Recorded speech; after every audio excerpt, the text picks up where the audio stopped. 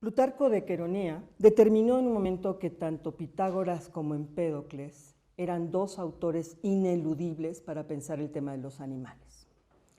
Una de las referencias directas que Plutarco tiene con relación a Pitágoras en específico la da en este texto sobre comer carne, de Essum Carnium, y dice textualmente: ¿de verdad preguntas tú por qué razón se abstuvo Pitágoras de comer carne?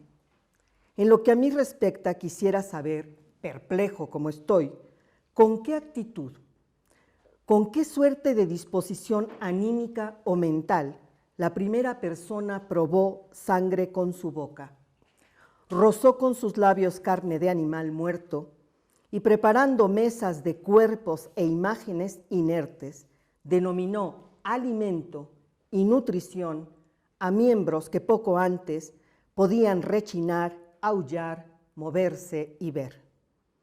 ¿Cómo podía la vista de esta persona recrearse en la matanza de animales que eran degollados, desollados, despedazados? ¿Cómo soportaba su olfato el hedor? ¿Cómo no repugnaba la contaminación a su gusto, el cual se hallaba en contacto con las llagas de otros seres y recibía flujos y sangre de heridas mortales? Hasta ahí la cita. La retórica de esta primera intervención de Plutarco con relación a Pitágoras me parece que lo que quiere dejar en claro es que aquellos que se abstienen de comer carne son moralmente superiores que aquellos que comen carne animal. Por ello, su asombro de que alguien le cuestione sobre las razones que pudieron llevar a Pitágoras a vivir conforme a una dieta vegetariana, en vez de que le preguntaran por qué ese primer hombre comió carne animal, sacrificó a un animal y lo hizo su alimento. Después de esta intervención, Plutarco refiere la matanza sacrílega de vacas realizada por los compañeros de Odiseo cuando éste había caído en un profundo sueño, y el castigo implacable que recibieron de Zeus por haber cometido este crimen. Esto todo está en la Odisea. Pues aún sabiendo, fíjense, Plutarco dice que aunque él sabe que esto es un mito, y él entiende por mito una invención, esas son sus propias palabras, el relato, dice, obliga a preguntarse qué fue lo que llevó a esa primera persona a comer a un animal, bueno, a matar a un animal y comérselo. La respuesta inicial es la necesidad y la escasez. Esta parte es muy interesante porque dice que hay una primera época dorada en donde todo estaba en abundancia, o sea, los productos de las cosechas, los frutos de los árboles, digamos, había una enorme riqueza vegetal en los campos y los hombres se alimentaban de ella sin ningún problema.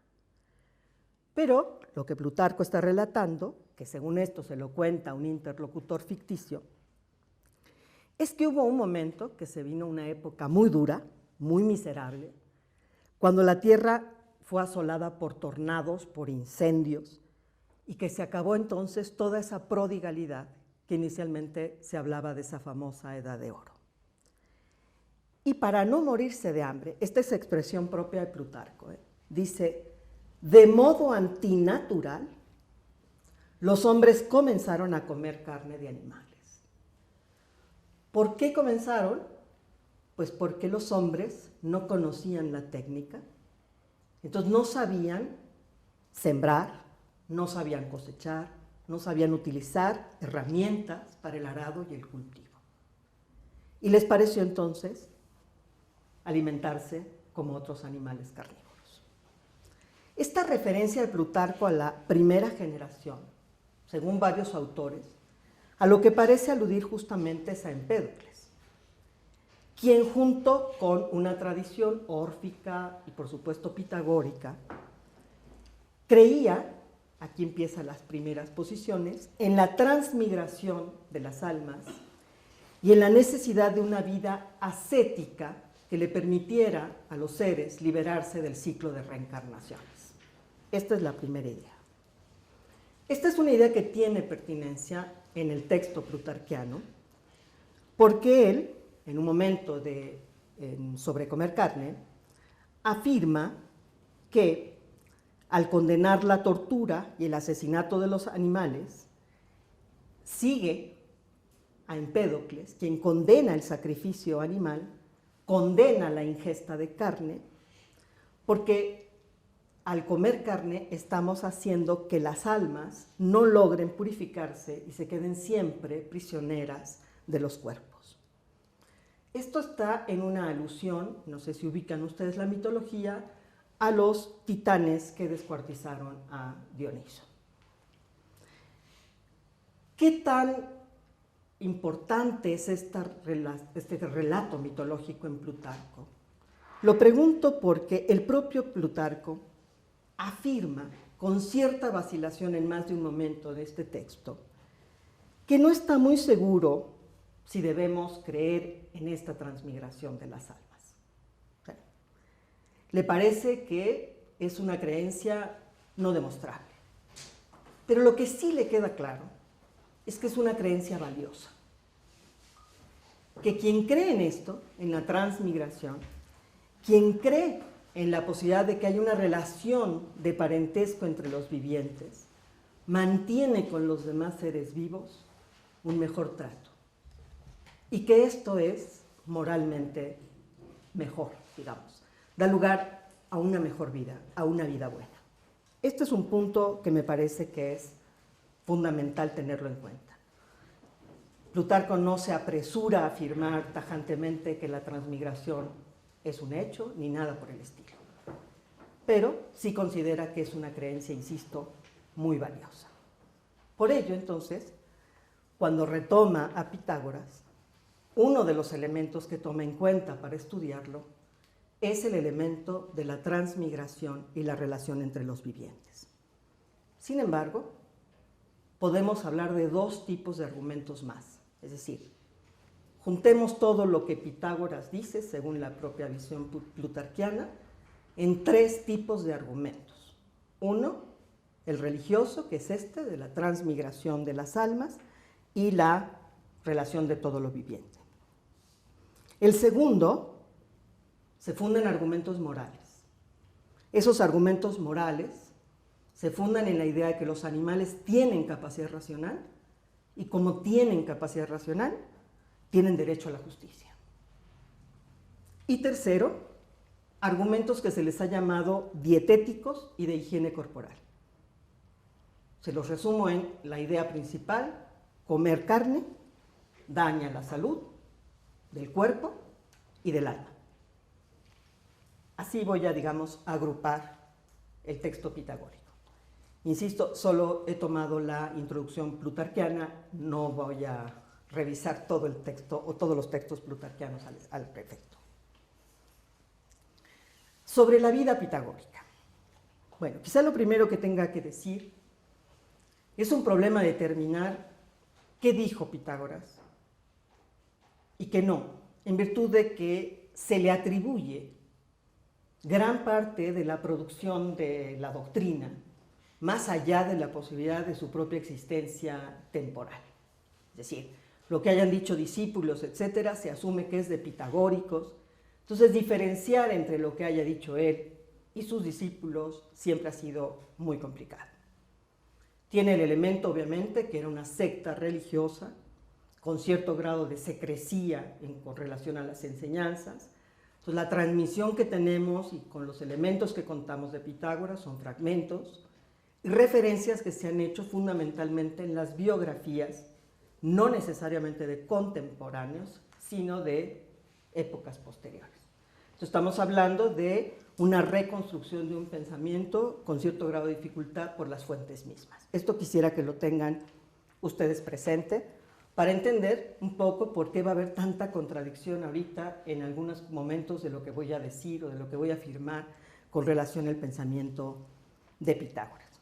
No voy a entrar en la concepción de la filosofía, que no es tema ahorita, pero es claro que la filosofía tiene también un halo místico en el caso pitagórico, porque de lo que se trata es de formar vidas buenas, ¿no? construir también. Eso es una idea muy de paideia griega, de formación integral y no meramente de instrucción. Esto creo que tiene que quedarnos muy claro. Fundamentalmente voy a basar todo lo que voy a decir en las biografías, en las llamadas vidas de Pitágoras, hechas por Porfirio, Jámblico, Diógenes Laercio, Diodoro de Sicilia y Focio de Constantinopla. Son los biógrafos más reconocidos, digamos, de Pitágoras. Y sobre esa base voy a referir lo que voy a plantear. Porfirio de Tiro, en su texto biográfico, dice que Pitágoras, textual, afirmaba que el alma es inmortal y que se trasladaba a otros géneros de animales, además de decir que según periodos establecidos, todas las cosas ocurridas pasaban otra vez y que simplemente no había nada nuevo y también que había que considerar de la misma estirpe a todos los seres dotados de alma. Los dos elementos que dijimos, transmigración y parentesco de la naturaleza. Estas son las dos ideas que están en juego aquí. Es por todos ustedes muy conocida la famosa anécdota que cuenta Diógenes Laercio, que retoma a su vez de Genófanes, en donde cuenta que Pitágoras le pidió a un hombre que dejara de estar golpeando a un perro porque había escuchado a un amigo, ¿no?, quejarse. Esta idea era justamente esta idea de los pitagóricos, creían que el alma era inmortal, transmigraba en un ciclo de reencarnación, es decir, metamorfosis, ¿no?, se revisten los distintos seres que existen, independientemente de que estos sean hombres o animales. Esa idea es fundamental porque entonces rompe con las jerarquías que nosotros conocemos, digamos, si lo vemos hacia atrás, aristotélicas, platicábamos Patrick y yo, ¿no? Es decir, no estamos en una concepción del mundo jerárquica, sino todo lo contrario. Es completamente integral, porque lo viviente hace un uno, que es un poco la idea primaria sobre la que tenemos que trabajar. Si estamos afirmando que tenemos una relación, unos lazos, digamos, de parentesco entre todo lo existente, podemos entonces entender por qué la prohibición de comer carne. La prohibición tiene que ver con evitar cometer un asesinato, un crimen. No vas a matar a un pariente, no vas a matar a un amigo. Yo, de hecho, titulé, cuando el libro salga, espero que lo vean, estos dos autores, tanto Pitágoras como Plutarco, apuestan por la compasión por los animales en función de que están en contra de lo que podríamos llamar las mesas tiesteas. Esto significa la famosa relato donde Atreo descuartiza a los hijos de Tieste, su hermano, y se los da a comer como revancha porque mantuvo relaciones con su esposa. Esta idea es justamente eso, es decir, el devorarte, es decir, la condición carnívora, pero es absolutamente caníbal, pues, por decirlo claramente. Este punto entonces de la reencarnación se vuelve fundamental, sobre todo, insisto, en estos ciclos de reencarnaciones. Y para dar cuenta de las transmigraciones del propio Pitágoras, Diodoro nos cuenta que en una ocasión en que Pitágoras estaba en Argos, rompió a llorar cuando vio un escudo colgado en la pared. Y decía que ese escudo había sido de Euforbo y que él había sido Euforbo. Todo el mundo lo miró con sorpresa y desconfianza y les dijo, volteen el escudo y atrás dice perteneciente a Euforbo. Lo hicieron, evidentemente, ven el grabado y creen entonces lo que dice Pitágoras. Esta referencia a la encarnación del alma del propio Pitágoras en Euforbo está relatada en distintos discursos, pero en uno fundamental, que es la Metamorfosis de Ovidio. Señalo esto porque los autores contemporáneos, Stephen Neumer, por ejemplo, dice que es uno de los textos más extraños donde está la referencia a Pitágoras, la Metamorfosis de Ovidio. Y sin embargo es un texto extraordinario que retoma la parte más, permítanme decirlo así, de compromiso moral o de compromiso ético del análisis del pitagorismo. Ovidio, en este discurso de Pitágoras, que lo encuentran ustedes en el libro 15 de la Metamorfosis, lo que hace es mostrar que Pitágoras tenía una posición vehemente, emotivamente estremecedora, a favor de los animales y en contra de su maltrato. Las explicaciones que da, bueno, explicaciones no, discúlpenme. La versificación que pone Ovidio, que no hay una explicación, sino una versificación y un llamado a detener la matanza, a detener la dieta animal, la dieta de carne, ¿no? Y defender entonces una dieta vegetariana, está basada justamente en esta idea de la reencarnación, en el lazo que nos une de parentesco con todos los seres vivientes. Y afirma que una alimentación libre de sangre es mejor, porque una alimentación libre de sangre es una alimentación que no es cruel. Toda alimentación que implique el asesinato de animales implica crueldad. De ahí su condena. Porque el asesino tiene que tener un alma impura para llevar a cabo el asesinato. De ahí entonces que no sería posible decir que ese hombre pueda llegar a ser feliz, que ese hombre pueda tener una vida buena, porque vive, sus acciones están fundadas en el acto cruel, de matar, de sacrificar. Este es el tema fundamental. Esa misma característica que Ovidio está tomando en cuenta del texto pitagórico, la ve en más de uno de sus biógrafos, Diógenes, por ejemplo. Diógenes dice que en Pitágoras, la vida pitagórica significa que la pureza se obtiene mediante las purificaciones, baños, abluciones y limpiándose del contacto con funerales, uniones sexuales y todo tipo de mancha, absteniéndose de toda carne de cadáveres o que haya sido sacrificada, de salmonetes y pargos, esta parte va a ser interesante que después lo retomemos, de huevos y criaturas nacidas de huevos, de habas y del resto de las cosas que están prescritas por los que cumplen los misterios en los templos. Ovidio entonces no solo está destacando que está prohibida la ingesta de carne animal, para que no profanemos nuestros propios cuerpos con la ingesta de algo impuro, sino está llamando a negarnos al crimen de la matanza. Este es el tema que se conjunta. Es decir, sí tiene que ver con un algo propio del hombre, de la posibilidad de su purificación, pero de la condena abierta a la crueldad que implica matar animales. Y tiene un verso que es verdaderamente impresionante, donde está mostrando esta condición de lo que implicaría para él matar al animal es un parricidio o un fratricidio, y dice, esto está en el poema libro 15, qué mal se acostumbra, qué impío se prepara el humano cruor, aquel que con el cuchillo de un novillo los cuellos rompe, y a los mugidos ofrece inconmovibles orejas, o quién al cabrito que lanza bajidos iguales a los pueriles puede degollar, o un ave comerse a la cual dio él mismo alimentos. ¿Cuánto hay en esos que falte para el pleno crimen? Esta parte es fundamental porque cuando está hablando de los animales, está hablando comparándolo con los niños. Es decir, ese gemido animal tiene que ver con el llanto de un niño. Y dice, ¿cómo es posible que quien está escuchando eso no escuche el dolor como si estuviera matando a un infante? ¿Cómo puede ser tan insensible aquel? Ese es un poco el planteamiento, ¿no? ¿Qué tipo de alma es la que tiene que tener el hombre que mata? Ahí va la idea. Y plantea obviamente esta edad áurea de la que estábamos hablando, ¿por qué la abandonamos? ¿En qué momento fue ese abandono? Y al plantear, Ovidio no plantea exactamente lo que les decía de Plutarco, sino solo que dice que el hombre abandonó esa edad áurea, que le prodigaba los frutos, etc. Y la expresión es muy interesante, dice, cuando envidió las comidas y corpóreos manjares de los leones. Es decir, cuando se quiso convertir en un carnívoro, cuando empezó a envidiar a ese otro ser.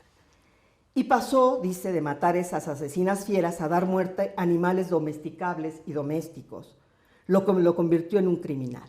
Esta parte es maravillosa porque en un momento se pregunta cómo es posible que yo mate al animal que me ayuda para el arado, que me ayuda para la guardia. O sea, ¿cómo es posible que yo mate y me coma, por supuesto, aquel que a fin de cuentas es mi aliado, con el que comparto la vida, el destino, la familiaridad? Esta idea es muy interesante. ¿Cómo es posible que hagamos semejante cosa? Pero dice una parte de Pitágoras, dice Ovidio, que dice Pitágoras, y esta parte es la que ya me empieza a interesar. Dice que Pitágoras acepta que si algunos animales dañan, hay que matarlos. Pero solo a esos. Y a esos no los podemos comer. Y aquí entonces empieza en todos los autores la reflexión de qué pasó, ¿no? Porque entonces pareciera que se justifica cierto tipo de sacrificio y que se justifica cierto tipo de alimentación de carne. Y esto es un poco lo que yo les voy a presentar, las vacilaciones en un texto, cuando menos en los textos, en las referencias de los textos. Porque esta prohibición de comer carne, que está unida, lo dialogábamos también con Patrick, al hacer el sacrificio, porque este es el tema central, no solo es, estamos hablando en el caso de Pitágoras de sacrificios cruentos, crueles. Lo dice Jámblico, lo dice Diógenes, en fin. Pero afirma que esta prohibición de hacer los sacrificios no estaba para toda la comunidad pitagórica. Según Diógenes Laercio, solo era la prohibición para los de las cumbres más elevadas. Uno tendría que plantearse la diferencia entre acusmáticos, matemáticos en el pitagorismo, y a quienes sí se les pedía una obediencia puntual de la prohibición y a quienes se les permitía cierto grado de violación, digamos, de estos preceptos, ¿no? Diógenes Laercio dice que Apolodoro contaba que Pitágoras ofreció una hecatombe cuando descubrió su famoso teorema.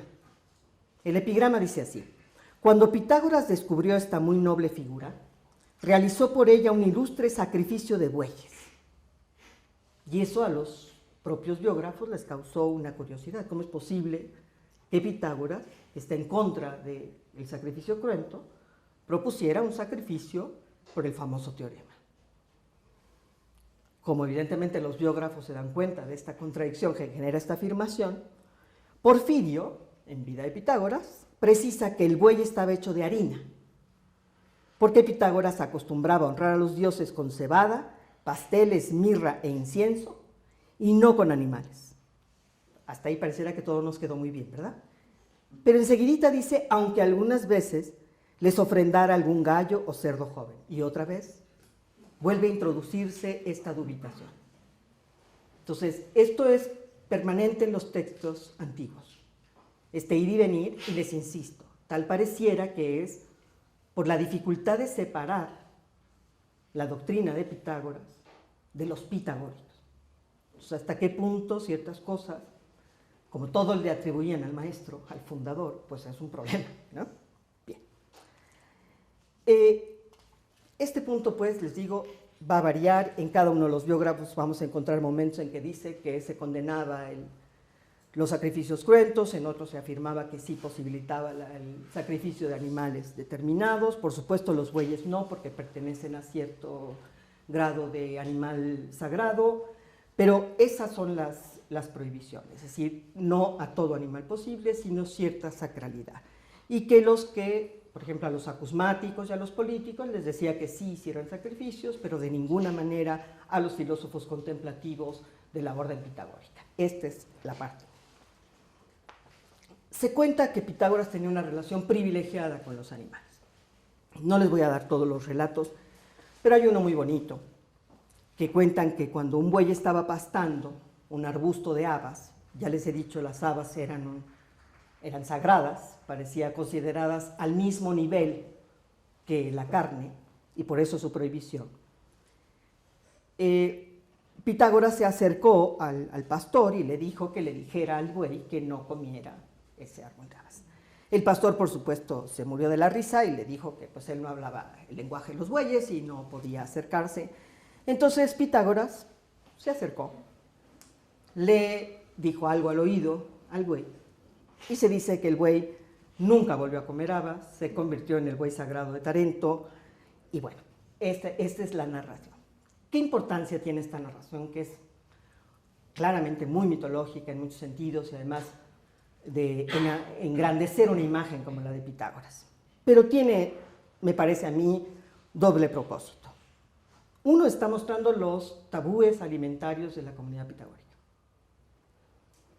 Las habas, como les digo, estaban prohibidas como alimento y las razones de esa prohibición son relativas a lo sagrado, a la naturaleza, al alma, exactamente que la prohibición de comer carne. Y segundo, porque según afirma Diógenes, esta parte es muy importante, la inteligencia y el ánimo, ojo, que no el entendimiento que es propiamente perteneciente al alma humana, esta es una distinción que tenemos que entender muy bien en el periodo antiguo, constituyen el alma de los animales y los hermanan con los hombres y por ello son merecedores de justicia. Entonces, si bien no tienen lo que posteriormente se llamaría el logos como pensamiento abstracto racional, permítanme acotarlo de esta manera, sí tienen inteligencia, sí tienen ánimos de aliento vital. Entonces, por ende, son seres que sienten, son seres que piensan, aunque no hagan concepto abstracto. Esa es otra discusión. De ahí entonces que son merecedores del tema de la justicia. Esta parte me parece que es fundamental para entender qué está pasando en estas posiciones. Diodoro de Sicilia y Diógenes Laercio dicen que Pitágoras enseñaba a vivir con sencillez, a comer alimentos que fueran fáciles de conseguir, que no necesitaran cocimiento. Obviamente está en contra de cualquier vida lujosa, excesiva, o sea, que vivas como pensando todo el tiempo en satisfacer esos grandes placeres, porque dice eso arruina el cuerpo. Dicen que consideraba que la indigestión se produce justamente por la extravagancia en la alimentación, que obviamente la extravagancia causaba enormes enfermedades. La que me encanta es que dice que la ingesta excesiva hace que te vuelvas poco agudo de entendimiento, ¿no? O sea, te vuelve torpe para el pensar mismo, ¿no? Y por eso, bueno, está en contra, obviamente, de comer carne, pero además, y vuelvo a insistir, como se van mezclando los argumentos, hay que beber mucha agua, dice, pero hay que rechazar todos los alimentos obtenidos, esto es textual, de modo injusto. Y de modo injusto es matando animales. Eso es lo que está condenado. Apuesta por una alimentación plenamente frugal, donde no se come carne, no se bebe vino, donde la digestión es más ligera, donde no se requiere tanta energía para procesar lo que se come. Esto va a ser un gran tema en Plutarco. Plutarco va a mostrar que nosotros no estamos físicamente adaptados para comer carne. Y hace todo un análisis de diferenciación entre los animales carnívoros y nosotros para mostrar que no estamos adaptados para eso y que por eso tenemos que cocerlo, llenarlo de hierbas y condimentos para soportarlo, etcétera, ¿no? Pero aquí está anticipado, eso es lo que quiero que se entienda. Si bien no lo dice así, sí está diciendo que no debemos comerla porque produce daño al propio cuerpo. Es un poco los argumentos dietéticos e higiénicos que les planteaba yo en un primer momento. Todos esos argumentos ustedes podrían decir que no derivan necesariamente de defender al animal. Es lo que contemporáneamente llamamos deberes indirectos, ¿no? Pero lo estamos haciendo así, es decir, a fin de cuentas estoy diciendo no lo comas por la afectación que te produce y de alguna manera defiendes al animal aunque no lo defiendas por sí mismo, aunque ya les mostré que sí los defiende por sí mismo también. O sea, pero hay diferenciación entre los grados de los argumentos, ¿no? Todas las razones dietéticas que establece Pitágoras están ligadas obviamente a la higiene, a la salud del cuerpo, pero también del alma. Porque abstenerse de los alimentos, estos alimentos de carne que producen, es muy curiosa esta parte, produce flatulencias, ¿no? Y dice, este malestar de los gases es muy incómodo, pero no déjense de la incomodidad, sino que nos hace que la atención esté ahí. No podemos dejar de pensar en el malestar. Entonces, por eso no reflexionamos, porque estamos con ello, ¿no? Pero dice, y en ese sentido inquieta nuestro entendimiento. No hay concentración posible si tenemos esto. Y dice, además, está articulado con el carácter moral. Esta parte a mí me parece brillante. Porque, claro, tiene que ver con los argumentos de orden religioso que ya les planteé.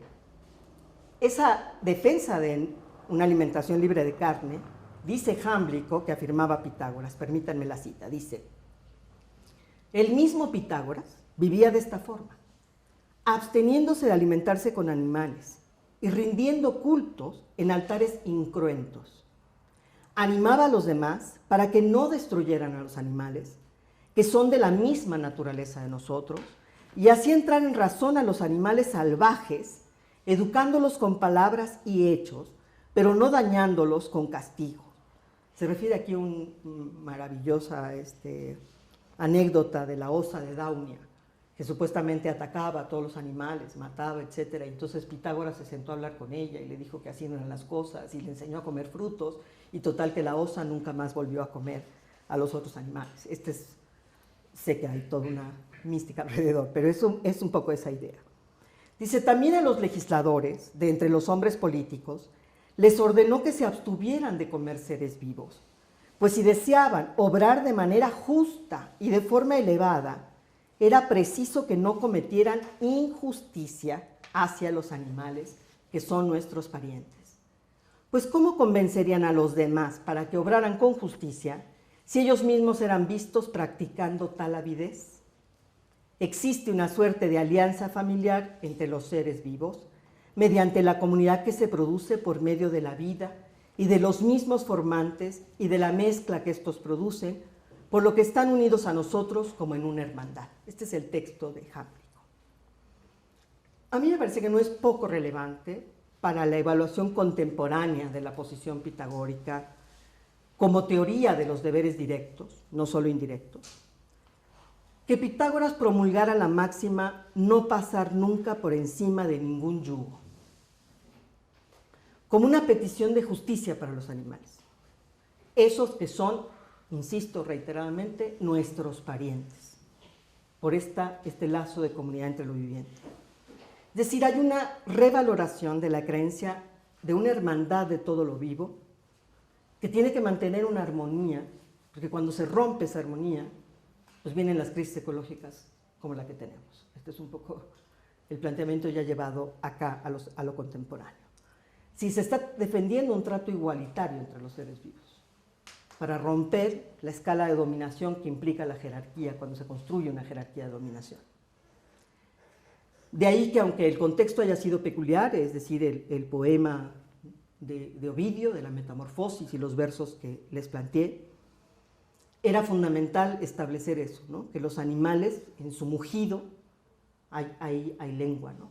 Hay un lenguaje, y no como dijo el estoicismo o Aristóteles, no solo hay foné, hay logos, aunque ese logos no sea abstracto. Yo creo que esto tiene que estar en el juego. Y por eso le molestaba tanto esta idea de que alguien fuera tan sordo que no escuchara en el dolor del animal el llanto de un niño. Jámblico cuenta finalmente que Pitágoras consideró que la matanza de animales era ilegal. Ojo, ya estoy hablando de derecho. Que era ilegal y que era antinatural. Incluso dice, más ilícita, aquí se juega lo jurídico y lo moral, hay un tema ético, porque a fin de cuentas lo que se está discutiendo finalmente es que estamos construyendo una comunidad, ¿no? Es una posición política. Entonces, ¿qué estamos diciendo de la convivencia, no? Si voy a convivir con un asesino, porque es un asesino el que mata animales, estoy construyendo una comunidad que genere ese tipo de valores. Entonces dice que considera, vuelvo a repetir, que la matanza de animales es ilegal, es antinatural y es más ilícita, dice, inclusive que el asesinato de un hombre en la guerra. Puede no gustarnos la guerra, pero la guerra tiene razones por las cuales se suscita. No hay razón para matar a un animal de un ser que no requiere la carne.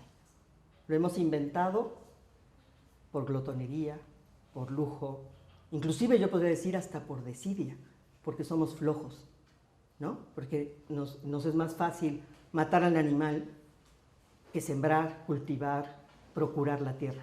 Esta es un poco la idea. De ahí entonces podemos decir que el pitagorismo defendió el respeto a los animales y, como muchos han dicho, el vegetarianismo. Sin ser tan, permítanme decirlos, tan dogmáticos de afirmar que es el primer vegetariano, porque no es el caso, porque les estoy mostrando que hay un vaivén, ¿no?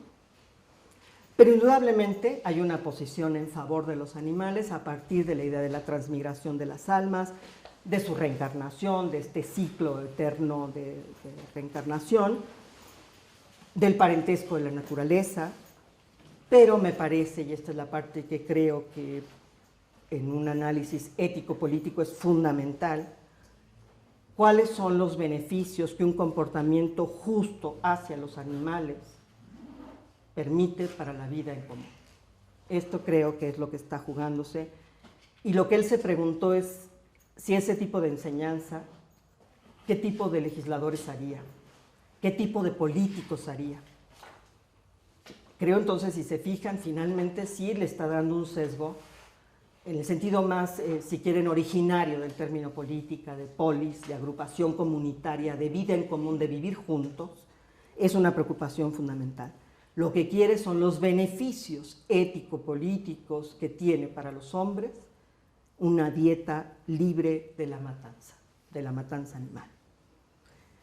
Y obviamente, si bien las tesis pitagóricas a favor de la protección y no maltrato hacia los animales pudieran, según algunos, no derivar de deberes directos, es decir, de la defensa de los animales por los animales, el solo hecho de considerar estos deberes indirectos, el tipo de hombre que va a ser al no maltratar animales, al no vivir en función de ellos, al no hacerlos meros objetos útiles a nuestra disposición, es lo que hace del pitagorismo, desde mi punto de vista, una de las posiciones filosóficas, morales, religiosas y políticas más significativas en la defensa de los animales. Muchas gracias.